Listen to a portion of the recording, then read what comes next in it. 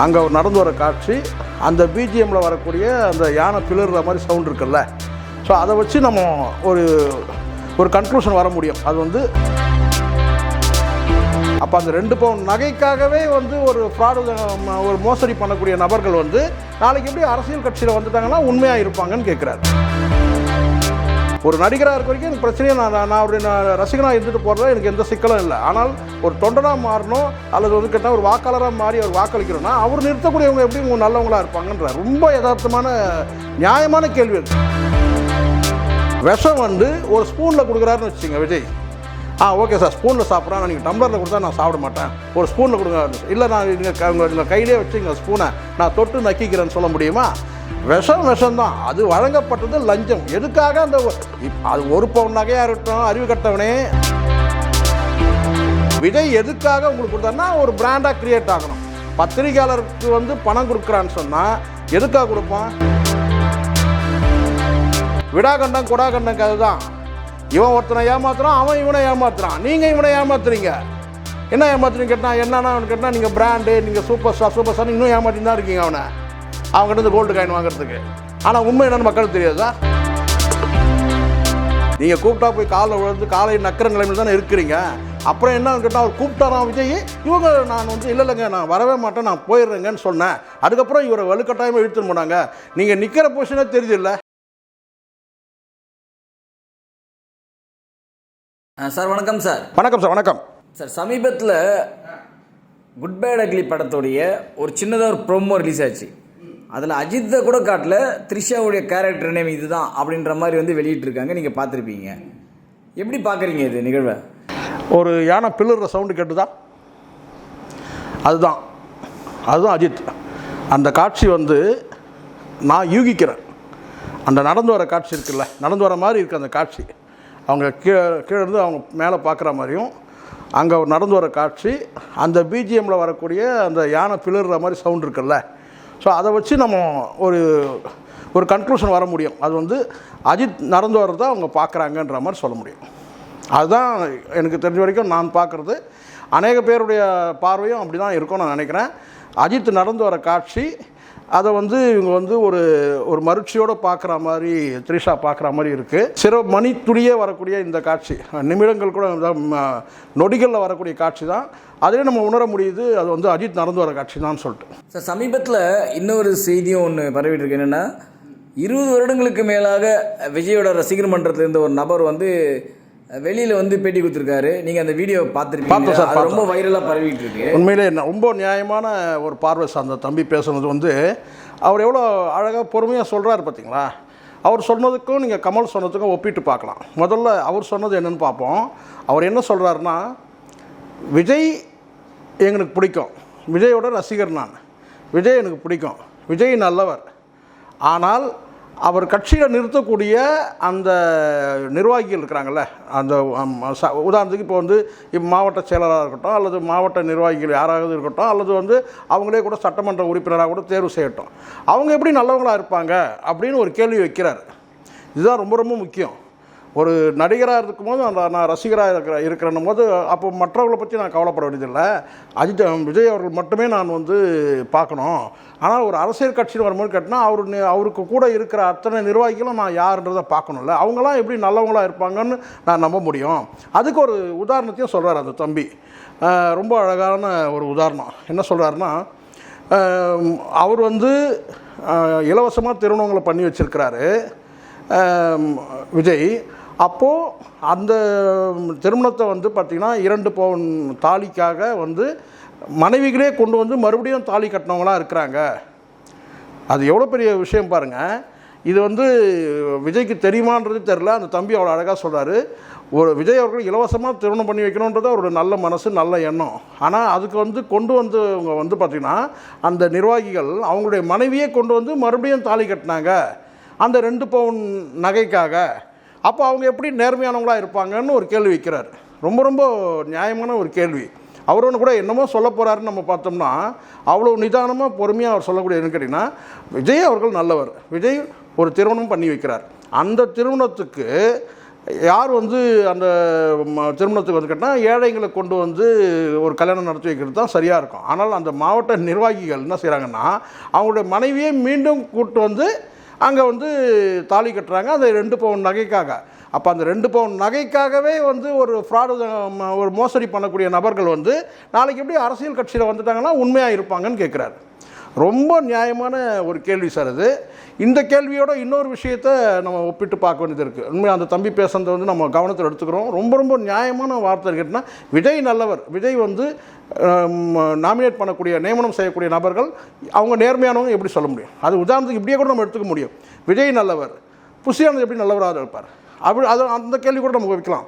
விஜய் வந்து நல்லவர், விஜய் வந்து அருகில் இருக்கக்கூடிய புஷியானந்த் நல்லவர், ஜான் ஆரோக்கியசாமி நல்லவர், ஆதவர்ஜுனா நல்லவர், மற்ற இருக்கிற அத்தனை பேர் நல்லவர்னு எப்படி சொல்ல முடியும்? நான் விஜய் நான் நேசிக்கிறேன், நான் ரசிகராக இருக்கிற வரைக்கும் எனக்கு அது பிரச்சனை இல்லை. ஆனால் அரசியல் கட்சி தலைவராக வரும்போது அவர் நாமினேட் பண்ணக்கூடிய அத்தனை பேருமே நல்லவங்கன்னு சொல்லிட்டு நான் எப்படி நம்ப முடியும்? ஒரு நடிகராக இருக்க வரைக்கும் எனக்கு பிரச்சனையே நான் அவருடைய ரசிகனாக இருந்துட்டு போகிறதா எனக்கு எந்த சிக்கலும் இல்லை. ஆனால் ஒரு தொண்டனாக மாறணும் அல்லது வந்து கேட்டால் ஒரு வாக்காளராக மாறி அவர் வாக்களிக்கிறோன்னா அவர் நிறுத்தக்கூடியவங்க எப்படி உங்கள் நல்லவங்களாக இருப்பாங்கன்ற ரொம்ப யதார்த்தமான நியாயமான கேள்வி அது. அத்தனை பேருடைய மனசாட்சியும் உழுக்கிற கேள்வி இது உண்மையிலேயே. அது இந்த நடிகருக்கு மட்டும் இல்லை, விஜய்க்கு மட்டும் இல்லை, விஜய் மாதிரி எந்த நடிகர் வந்தாலும் அந்த கேள்வி வந்து ஒரு நியாயமான கேள்வியாக இருக்கும்ன்றது. 2 பவுன் நகைக்காக மனைவி கழுத்திலே மறுபடியும் தாலி கட்டக்கூடிய ஒரு சூழல் இருக்குதுன்னு கேட்டால் ரொம்ப உண்மையிலே அந்த தம்பி ரொம்ப நல்லா பேசினார். அது ஒன்று. அதுக்கப்புறம் நீங்கள் அப்படியே கமல் கிட்ட வாங்க. நீங்கள் கமல் என்ன சொல்கிறார் கேட்டிங்கன்னா வந்து தொண்டர்கள் வந்து வாக்காளராக மாற முடியாது அப்படின்றத சொல்கிறார். அவருடைய அனுபவத்தை எடுத்து வைக்கிறாரு. ஒரு நீண்ட காலம் இந்த அனுபவம் பெறத்துக்கு அவருக்கு வந்து தேவைப்பட்டிருக்கு. ஒரு கிட்டத்தட்ட ஒரு 20 ஆண்டு காலம் கூட அவருக்கு தேவைப்பட்டிருக்கும் போல இருக்குது நான் சொல்கிறேன். எப்படின்னா அவர் என்ன சொல்கிறாருன்னா ரசிகர்கள் வந்து தொண்டர்களாக மாற முடியாதுன்றதை நம்ம ஒரு பாயிண்ட்டாக சொல்கிறோம்.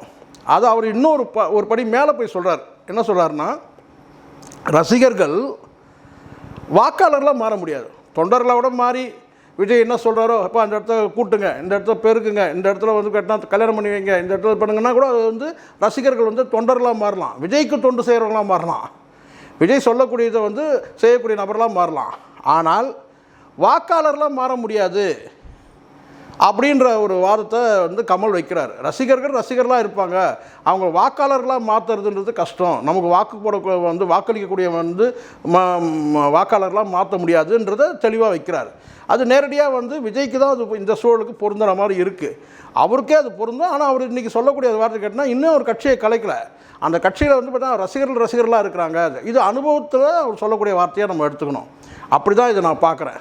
இது வந்து விஜய்க்காக மட்டுமே சொன்னதால் விஜய்க்கு இந்த காலத்தில் பொருந்தது. அதை கடந்து பலருக்கும் அரசியலுக்கு வரக்கூடிய நடிகர்கள் எல்லாருக்குமே அவர் சொல்லக்கூடிய வார்த்தை வருங்க. எந்த காலத்துலேயும் வந்து ரசிகர்கள் வந்து அந்த தம்பி சொன்ன வார்த்தையை நான் எடுத்துக்கிறேன். விஜய் ரசிகர், அவர் சொல்கிறார் நான் விஜயோட ரசிகர், தீவிரமான ரசிகர் தான்.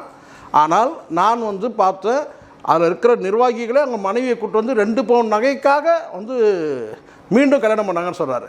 ஸோ அந்த வார்த்தையை நம்ம எடுத்துக்கணும். கமல் சொல்லக்கூடிய இந்த வார்த்தையை எடுத்துகிட்டு 3வதாக ஒரு விஷயத்தை நான் சொல்கிறேன். சரி, ஏன் இப்படி வந்து ஒரு 2 பவுன் நகைக்காக வந்து மாவட்ட நிர்வாகிகள் விஜயோட நம்பிக்கைக்குரியவர்கள் விஜயே ஏமாத்துறாங்க, துரோகம் செய்கிறாங்க அப்படின்னு சொன்னால், ஒரு துரோகத்தோட விதைச்சா என்ன நடக்கும்? துரோகம் தானே விளையும். நெல் போட்டால் நெல் விளையுன்னுவாங்க, புல் போட்டாலும் புல் விளையும். ஸோ என்ன நம்ம விதைக்கிறோமோ அதுதான் நம்ம அறுவடை செய்ய முடியும். இப்போ நான் சொல்கிறேன்னு கேட்டேன், இந்த இடத்துல வந்து அந்தப்புறம் அந்தணன் சொன்ன வார்த்தையை நம்ம எடுக்கணும். அந்தப்புறம் அந்தணன் வந்து விளக்கம் கொடுக்குறாரு. அவருக்கு கோல்டு காயின் வழங்கப்பட்டது. கோல்டு காயின் வழங்கப்பட்டதுக்கு அவர் வந்து அதை சொல்கிறார். ஒரு காணொலி நான் பார்த்தேன். இந்த கோல்டு காயின் விஷயம் சம்மந்தமாக கேட்கும்போது, ஆமாங்க, அவர் வந்து ஒரு நிகழ்ச்சியில் வந்து எல்லோரும் பத்திரிகையாளரை கூப்பிட்டாரு, நாங்களும் போனோம். எல்லோரும் அவங்க போயிட்ட பிறகு கேட்டால் எங்களை கூப்பிட்டாரு. போய் நின்ன உடனே டபக்குன்னு கையில் வந்து அந்த பாக்ஸை கொடுத்துட்டாரு. அது என்னன்னு கேட்டிங்கன்னா வந்து 1 பவுன் நகை. அன்றைக்கி என்னங்க அது மிஞ்சி போனால் ஒரு 1000 ரூபாய் அவ்வளோதாங்க இருக்கும். அதை வந்து கொடுத்துட்டாரு. நான் என்ன கேட்குறேன்னா, அதை நாங்கள் வாங்கிட்டோன்னு வாங்கலை மறுத்துட்டோன்னு சொல்லியிருந்தா கூட நம்ம சந்தோஷப்பட்டுக்கலாம். இல்லைங்க எங்களுக்கு வேண்டான்னு சொல்லிட்டு அதை நாங்கள் வாங்கிக்கிட்டோம் சார். ஆக மொத்தம் 1 பவுன் நகை வந்து வாங்கிட்டாங்க. அது 1000 ரூபாய் இருக்கட்டும், 2000 ரூபாய் இருக்கட்டும். இங்கே விஷம்ன்றது வந்து நான் வந்து டம்ளரில் சாப்பிட்டேன், இல்லை அண்டா முழுவதும் குடித்தேன், இல்லை ஸ்பூனில் சாப்பிட்டேன், இல்லை தொட்டு நக்கினேன் அப்படின்லாம் சொல்ல முடியாது. அந்தப்புறம் அந்தணனுக்கு நான் புரிகிற மாதிரி நான் சொல்கிறேன்னு கேட்டினா, விஷம் வந்து ஒரு ஸ்பூனில் கொடுக்குறாருன்னு வச்சுங்க விஜய், ஓகே சார், ஸ்பூனில் சாப்பிட்றேன், நீங்கள் டம்ளரில் கொடுத்தா நான் சாப்பிட மாட்டேன், ஒரு ஸ்பூனில் கொடுங்க. இல்லை, நான் உங்கள் கையிலே வச்சுங்க ஸ்பூனை, நான் தொட்டு நக்கிக்கிறேன்னு சொல்ல முடியுமா? விஷம்தான். அது வழங்கப்பட்டது லஞ்சம். எதுக்காக அந்த அது 1 பவுன் நகையாக இருக்கட்டும், அறிவு கட்டவனே அந்த புறாந்தனா, அது 1 பவுன் நகையாக இருக்கட்டும், 2 பவுன் நகையாக இருக்கட்டும், 10 பவுன் நகையாக இருக்கட்டும், எதுக்கு கொடுக்கப்பட்டது? எதுக்காக கொடுக்கப்பட்டது? நீங்கள் அவரை வந்து பார்த்தீங்கன்னா வாழ்த்தி பேசணும். அதுவும் இன்றைக்கி கொடுத்துருந்தா கூட சொல்லலாம், அரசியல் கட்சி தொடங்கினாருங்க, அவருக்காக பேசணுங்க. அன்றைக்கே அவர் உருவாகிறாரு, ஒரு அரசியல் கட்சி தலைவராக உருவாகிறதுக்கான பிளான், ஒரு பெரிய மாஸ் ஹீரோவாக உருவாகணுன்றதுக்காக. உங்களுக்கு பத்திரிகையாளருக்கு எதுக்கு கொடுக்குறாங்கன்னா, நீங்கள் அவரை வாழ்த்தி பேசணும், வாழ்த்தி எழுதணும், இன்னொருத்தரை தாழ்த்தி எழுதணுன்றது உங்கள் நோக்கம். அது வேறு. அப்போ தான் 2 பவுன் நகை வாங்க முடியும், 3 பவுன் வாங்க முடியும், 4 பவுன். நாங்கள் கண்ணுக்கு முன்னாடி பார்த்தது, அறிவு கட்டவனே, நாங்கள் கண்ணுக்கு முன்னாடி பார்த்தது 1 பவுன் தங்க காசு. எங்களுக்கு தெரியாமல் எத்தனை வாங்கினீங்க யாருக்கு தெரியும்? நீங்கள் அவ்வளோ யோக்கியன்னு சொன்னாலும் பரவாயில்ல. இல்லை, 1 பவுன் நகை கொடுத்தாருங்க, நாங்கள் வேணான்னு சொல்லிட்டோன்னு சொல்லியிருந்தோன்னா நான் நம்புவேன், நாங்கள் எல்லாருமே நம்பலாம். நீ வாங்கிட்டலாங்க, அப்புறம் வாங்கிட்ட பிறகு நாங்கள் வந்து வாங்கினோன்னா நாங்கள் எத்தனையோ பேர்கிட்ட நாங்கள் வாங்கியிருக்கலான்னு சொன்னால், நீ வாங்கலைன்றது எப்படி தெரியும்? ஒருத்தர்கிட்ட வாங்கினது போட்டோ மாட்டினதுனால தெரியும், இல்லைனா நீங்கள் வாங்கலன்னு தான் சொல்லியிருப்பீங்க. ஆக மொத்தம் விஜய் எதுக்காக உங்களுக்கு கொடுத்தாருன்னா, ஒரு பிராண்டாக க்ரியேட் ஆகணும். பத்திரிகையாளருக்கு வந்து பணம் கொடுக்குறான்னு சொன்னால் எதுக்காக கொடுப்பான்? அவரை பற்றி 4 வார்த்தை நல்ல விதமாக நீங்கள் எழுதணுன்றதுக்காக கொடுக்குறது. அப்படி தான் ஒரு பிராண்டாக க்ரியேட் ஆகி இன்றைக்கி எதுக்கு கோவுறீங்க? சூப்பர் ஸ்டார்னு. ஏற்கனவே வந்து சூப்பர் ஸ்டார்னு ஒருத்தர் இருக்கிறாரு, ஏன் நீங்கள் சூப்பர் ஸ்டார் சொல்கிறீங்க? அதை சொல்கிறதுக்கு தான்டா இதை கொடுக்குறது. எதுக்காக கொடுக்குறது? சரிங்க, எப்படியும் அந்த 1 பவுன் நகையை வாங்கி போய்ட்டு எங்கே கொடுத்துருப்பீங்க? அதுக்கு மேலே நான் சொல்ல விரும்பலை. ஆக மொத்தம் நீங்கள் கேட்டால் அது விஷமாக இருக்கட்டும், டம்ளரில் இருந்தானா, அண்டாவில் இருந்தால், குண்டானில் இருந்தானா, இல்லை ஸ்பூனில் இருந்தானா, இல்லை தொட்டு நக்கினா, ஆக மொத்தம் விஷம் தான். லஞ்சம் கொடுக்கப்பட்டது, அவ்வளோதான். லஞ்சம் நீங்கள் வாங்கிட்டீங்க, முடிஞ்சிடுச்சு, அதோட கதை. அதுக்கு விளக்கம்லாம் தேவையே இல்லை. அப்படி தான் நீங்கள் உங்களுக்கு இப்படி ஒரு கொடுத்து உங்களை எழுத வைக்கிறது. இன்னொரு பக்கம் நான் வந்து கல்யாணம் பண்ணுறேன், அவனுக்கு அதை பண்ணுறேன், இதை பண்ணுறேன்னு சொல்லிட்டு அவனுக்கு கொடுக்கும்போது அவனை வந்து நான் கேட்டேன்னா வந்து பார்த்தீங்கன்னா தொண்டர்களை ஏமாத்துறான். தொண்டர்களை ஏமாத்துறது அவனுக்கு தெரியாதா? விஜய்க்கு தெரியும். ஆனால் எப்படியோ ஆக மொத்தம் இது வந்து பார்த்தீங்கன்னா தான் சம்பாதிக்கிற பணத்தில் வந்து பார்த்தீங்கன்னா ஒரு துளியை வந்து தெரிக்கிறது. நீ ஏன் சொல்கிற 1 பவுன் நகை கேட்டால் எவ்வளோ? 1000 ரூபாய். அன்றைக்கி லிமிட் 1000 ரூபாய். ரைட், 1000 ரூபாய். ஆக மொத்தம் நான் கேட்டால் அன்றைக்கி வந்து பார்த்தீங்கன்னா ஒரு 10 பேர் கல்யாணம் வைக்க பண்ணா 2 பவுன் நகை நான் நினச்சேன் 2000 ரூபாய் ஆச்சு. 20,000 ஆச்சு. 20,000 ரூபாயில் வந்து ஒரு 10 ஜோடி கல்யாணம். அந்த 2 பவுன் நகைக்காக என்ன செய்கிறான்? அவன் பொண்டாட்டியே கொண்டு வந்து நிறுத்துகிறான். ஸோ இவ்வளோ தான். ஆக மொத்தம் என்னன்னு கேட்டிங்கன்னா விடாகண்டம் கொடாகண்டம் கதை தான். இவன் ஒருத்தனை ஏமாத்துறான், அவன் இவனை ஏமாத்துறான், நீங்கள் இவனை ஏமாத்துறீங்க. என்ன ஏமாத்துறீங்க கேட்டால் என்னன்னா அவனு கேட்டால் நீங்கள் பிராண்டு, நீங்கள் சூப்பர் ஸ்டார் இன்னும் ஏமாற்றின்னு தான் இருக்கீங்க அவன்கிட்ட கோல்டு காயின் வாங்குறதுக்கு. ஆனால் உண்மை என்னென்னு மக்களுக்கு தெரியாதா? யார் இங்கே மெகா ஸ்டாரு, யார் இங்கே வந்து சூப்பர் ஸ்டார்னு தெரியாதா? எல்லாருக்கும் தெரியும். ஸோ அதனால் இதுதான், இங்கே யாரையும் ஏமாற்றாமல் இருக்கணும். இந்த வகையில் வந்து பார்த்தீங்கன்னா எந்த இடத்துலையும் வந்து பார்த்தீங்கன்னா அஜித் வந்து ஒருத்தரை ஏமாத்தினார் சொல்லுங்கள் பார்க்கலாம். யார் ஏன் இதுக்கு ஒரு வாய்ப்பு தரணும்? ஏன் அஜித்தால் முடியாதா? அஜித் இன்றைக்கும் வந்து அவர் செய்யக்கூடிய நன்மைகள் யாருக்கு செய்கிறாருன்றது ரகசியமாகவே இருக்குது. யார் வந்து அவர்கிட்ட உதவி கேட்குறாங்க, யாருக்கு அவர் பண்ணுறாருன்றது வந்து ரகசியமாகவே இருக்குது, வெளிப்படுத்துறதே இல்லை. 6000 பேருக்கு கண் மருத்துவ சிகிச்சை பண்ணியிருக்கிறாரு. தெரியுமா? யாருன்னு தெரியுமா? ஒரு நபர். அப்போ அந்த ஒரு நபர்கிட்டே சொல்கிறாரு என்னென்னு கேட்டால், நான் செய்கிற உதவியை யார்கிட்ட நீங்கள் சொல்லக்கூடாதுன்றத அவர் சொல்கிறாரு. அதனால தான் அது வெளியே வரல.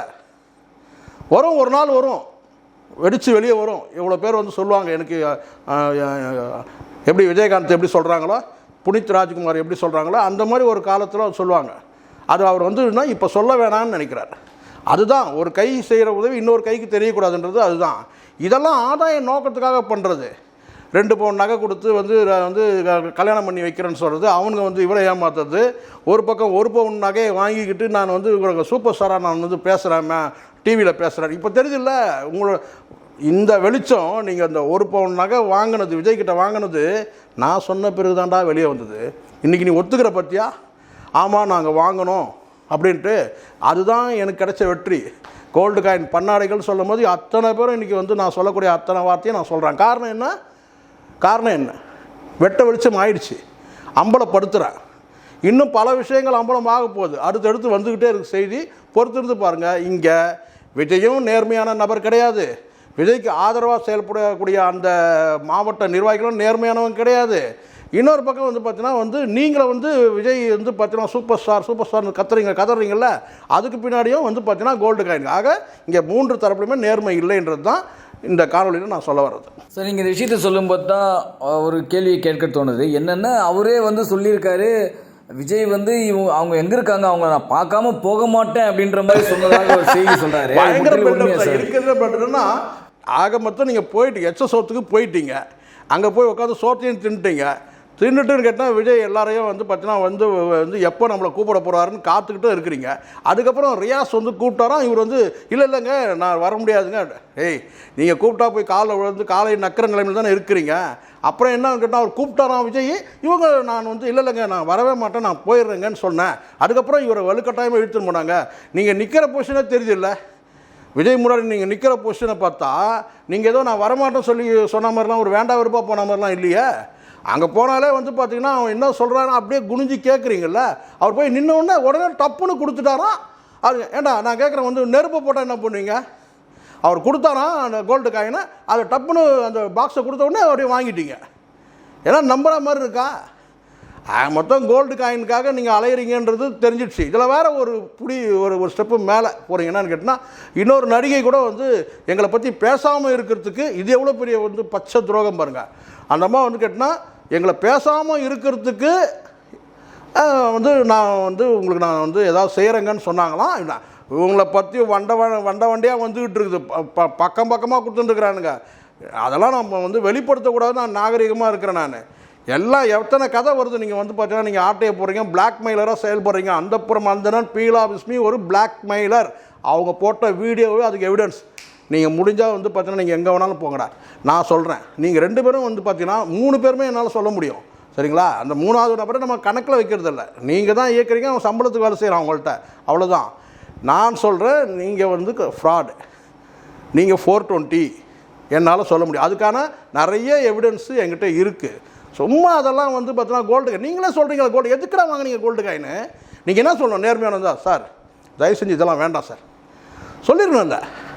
வாங்கிட்டு அதுக்கப்புறம் வந்து கேட்டால் அது அம்பலப்பட்டு ஃபோட்டோவில் கேமராலாம் வந்துட்ட பிறகுன்னு கேட்டால் நாங்கள் வந்து அவர் போனோம், நாங்கள் போய் நின்னோம், கொடுத்துட்டாரு அப்படின்னு சொல்கிறது நியாயமாக இருக்கா? சொல்லுங்கள் பார்க்கலாம். அது தவறு. நீங்கள் வாங்கினது தவறு. நீங்கள் எதுக்கு கிஃப்ட்டு எதுக்கு வாங்குறீங்க? ஏதாவது ஒரு நிகழ்ச்சி, அவர் ஏதாவது உங்களை வச்சு ஏதாவது கேட்டால் ஒரு பெரிய நீங்கள் அவர் அந்த படத்தில் ஏதாவது பங்களிப்பு உங்களுக்கு ஏதாவது இருக்கா? நீங்கள் ஏதாவது படத்தில் நீங்கள் நடிச்சிருக்கீங்களா, அல்லது அதில் வேறு ஏதாவது உங்களுக்கு தயாரிப்பாளராக இருக்கீங்களா, இயக்குனராக இருக்கீங்க? எதுக்கு நீங்கள் வரணும்? ஒரு பத்திரிகையாளர், அவ்வளோதான். நீங்கள் போயிட்டு வந்து கேட்டால் கோல்டு காயின் வாங்கிட்டு அதுக்கப்புறம் வந்து கேட்டால் வந்து நாங்கள் கூப்பிட்டாரு, நாங்கள் போகவே மாட்டோன்ட்டோம். அதுக்கப்புறம் அவர் கையை பிடிச்சி இழுத்துன்னு போய் எங்ககிட்ட விட்டார், போய் நின்ன உடனே வந்து காயினை கொடுத்துட்டாரு, அதை அப்படியே நாங்கள் வாங்கிட்டோம். எல்லாம் நம்புகிற மாதிரி இருக்கா? வாங்கிட்டீங்க அங்கே மொத்தம்னு கேட்டால். அதனால தான் நான் திரும்ப நான் சொல்கிறேன், லஞ்சம்ன்றது எல்லாமே வந்து பார்த்தோன்னா அது ஸ்பூனில் இருந்தால் என்ன, தொட்டு நக்கினா என்ன, அது வந்து 500 ரூபாய் இருந்தா, 1000 ரூபாய் இருந்தால், 2000 ரூபாய், 5000 ரூபாய், எவ்வளோன்னா நான் எவ்வளோ ஒரு பவுன் அந்த காலத்தில் அதை வச்சு நாங்கள் சாப்பிட முடியுமான்னு கேட்குறேன். அதை வச்சு தானே நீங்கள் சாப்பிடு. நான் சொல்கிறேன் ஒரு வார்த்தை என்னன்னு கேட்டால், அந்த ஒரு பவுன் நகைன்னா ஒரு 1000 ரூபாய் இருக்குமா, அதை வச்சா நாங்கள் சாப்பிட்டுன்னு இருக்கிறோன்றான். சொல்லும் போதே பரிதாபமாக இருக்குது. நீங்கள் அந்த மாதிரி கோல்டு காயின் வாங்கி தாண்டா இது வரைக்கும் சாப்பிட்டு வயிற்று வளர்த்துட்டு இருக்கீங்க. அப்புறம் என்ன பின்ன சொல்லுங்க பார்க்கலாம். எவிடன்ஸ் இருக்குது. நீங்கள் எல்லா இடத்துலையும் நடிகைகளும் மிரட்டுறீங்கன்றது எவிடன்ஸ் இருக்குது. கோல்டு காயின் வாங்கினதுக்கு எவிடன்ஸ் இருக்குது. அவ்வளோதான், முடிஞ்சிச்சு கதை. Thank you very much sir. Thank you. நன்றி சார். இது போல பல வீடியோக்களை கண்டு மகிழ எங்களது ரீசன்ட் வாய்ஸ் சேனலை மறக்காம சப்ஸ்கிரைப் பண்ணுங்க.